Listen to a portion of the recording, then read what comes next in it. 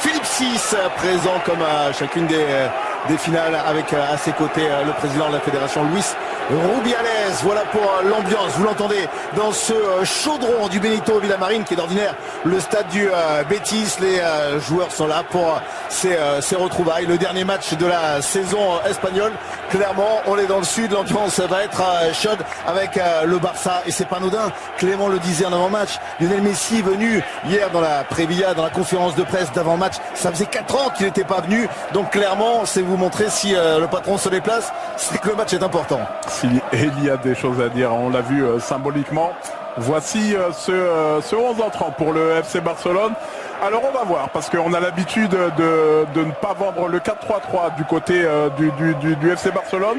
C'est certainement la composition comme elle s'affiche, à savoir Sergi Roberto qui jouerait en rôle d'attaquant. Je pense que ça sera quand même un faux attaquant, qu'au niveau du replacement défensif on aura une ligne de 4 au milieu de terrain et que les contres seront gérés par Lionel Messi et Philippe Coutinho. Je parle de contre, même cette formation du Barça bien entendu aura certainement la possession du jeu le plus possible. On verra l'animation offensive notamment avec cette position de Sergi Roberto, sinon on sait Kondogbia à qui on lui a préféré Francis Coquelin. C'est parti donc pour cette soirée, c'est un véritable point d'ancrage dans le jeu barcelonais. On complique un petit peu la... Arthur qui était convalescent, qui n'a pas perdu son ballon. Sergio Busquets, passe de Clément Lenglet, plein axe pour Rodrigo qui va effacer Jesper Cillessen. Le sauvetage sur la ligne de Gérard Piqué. Quelle erreur du latéral, du défenseur français. Quelle erreur de Clément Lenglet qui aurait pu coûter très très cher au Barça. Très très cher et malheureusement Lili est revenu à son meilleur niveau. Coutinho, déviation pour Jordi Alba. Et voilà une alerte en tout cas pour le Barça qui se doit de réagir avec celui de Coutinho qui cherche encore travail avec Gamero, avec Rodrigo. Il y a de la vitesse, même si vous en parliez vers l'avant. Là cette fois, il a cherché, ça c'est le bon rideau. Voilà justement la bonne passe qui a positionné. Il n'y a que Lionel Messi qui ne fera pas les mêmes efforts pour défendre. Ça on le sait. C'est effectivement plus souvent utilisé comme latéral droit. Et justement Daniel Vaz se retrouve une fois Lionel Messi avec cette ouverture effectivement avec le pied ouvert. Lionel Messi qui espère profiter du contre, la tentative de frappe de avec Messi qui est parti, Messi qui résiste à Parero, Messi qui frappe et qui n'accroche pas le cadre de Domenech sur cette frappe. Et longue ouverture avec encore une fois Gérard Piqué, tranquillement, rapidement. Il faut lui proposer les solutions. Oh, c'est dangereux ça. Attention avec le centre hors du sol, le contrôle derrière Kevin Gamero qui prend le temps d'ajuster, finalement d'ouvrir le score. Kevin Gamero qui est donc décisif, qui n'a pas raté, plein de sang-froid cette occasion offerte, c'est largesse de la défense catalane. Et voilà Valence qui mène 1-0. Vous avez raison de parler de sang-froid, Lilian. Celui du buteur mais aussi du passeur avec ce centre en retrait astucieux, parce qu'en général quand on se précipite on va vers l'avant et on peut manquer de lucidité. Il y avait la possibilité de servir Rodrigo, et ben non, on prend ce ballon, on le met en retrait. Oh, le positionnement, qu'est-ce qu'il est mauvais, mais c'est le problème d'un Sergi Roberto qui revient et visuellement il dérange peut-être même le positionnement de son latéral. Et derrière par contre il se trompe, bien entendu c'est lui qui se trompe, je ne sens pas à le dédire. Alors on va revoir la facilité avec laquelle il efface le retour de Jordi Alba. Rakitic, Coutinho, voilà l'action barcelonaise, Coutinho encore face à de Lorient, alors que Kondogbia a cette faculté en milieu de terrain de se projeter un peu.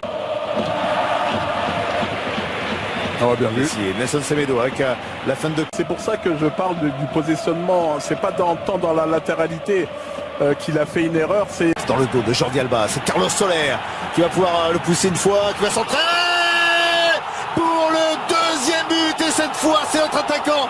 C'est Rodrigo Moreno qui double la mise. 2-0 pour Valence. Le Barça est en train de sombrer dans cette finale.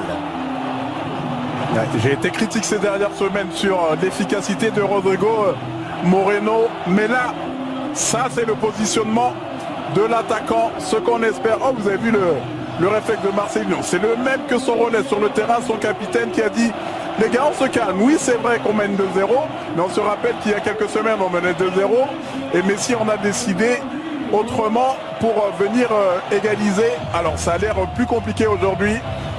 Là, c'est bien joué. On se demande comment Jordi Alba, qui est aussi très rapide, se fait prendre. Certainement qu'il est cuit en cette fin de saison. Et derrière, ça défend très mal, très mal. Personne ne vient au marquage du seul attaquant à prendre, à considérer sur cette occasion. Gérard Piqué ne sait pas ce qui se passe dans son dos. Vous voyez l'inquiétude pour Jason Murillo, ancien joueur de Valence, justement le Colombien, à la mi-temps pour remplacer Philippe Coutinho, qui ont été les choix qui avaient été... On ne demande pas vraiment et le seul joueur qui est en mouvement est visible et il faut le trouver. Jordi Alba, pris par Daniel Vaz, le centre avec Agir, encore une fois avec le contre et Rodrigo. Le ballon a été taclé par Nelson Semedo qui recherche encore une fois Messi. Messi toujours, mais on l'a... Messi, le crochet, Messi encore qui tente à... Coutinho, la fin de corps avec Messi qui tente la frappe de loin. Oh, quel arrêt. La période et ce Barça qui est toujours mené avec Rakitic qui peut récupérer. La frappe de Rakitic a été contrée. C'était une nouvelle frappe cadrée pour les Blaugrana qui se révoltent. Ça a l'air d'aller un peu mieux pour le FC Barcelone, même s'il manque quand même ce point d'ancrage. Il faut le mettre vers l'avant et non, monsieur Ndiano Malienko va donc siffler la pause ici au stade Benito Villamarín. Le coup de sifflet de monsieur Ndiano Malienko pour lancer la deuxième. Qui reste aux avant-postes, qui laisse le ballon à Messi. Messi derrière, qui rentre sur son pied gauche, qui frappe, il a se relancer. C'est Messi qui va tirer le coup franc, ballon qui ne décolle pas, mais qui aurait pu... Ordinaire pèse beaucoup plus dans le jeu valencien. Le 1-2, Guedes encore, Guedes de loin, qui tente cette frappe, qui ne trouvera pas le cadre de Silesen. Voilà là où il est attendu, en percussion, son jeu vers l'avant. Il ne s'est pas servi de Gaïa dans un premier temps. Je me suis posé la question. Toujours avec encore Messi, ouais, Messi bien, qui a été bien arbitré, accroché, monsieur Argentin, son dernier match avec ce ballon freiné, dévié surtout par le mur valencien. Très important que le... Pour que ça fasse un jeu de chaise musicale et que... on change, nouveau de Gaïa, contact, ça va valoir un carton, ça lui bien capable d'être en salaire du FC Barcelone. Et ce coup franc, encore une fois, tiré par Messi. Mieux positionné, enfin plus offensivement. Carlos Soler, le centre. Des joueurs qui se disent qu'il faut tenir le résultat.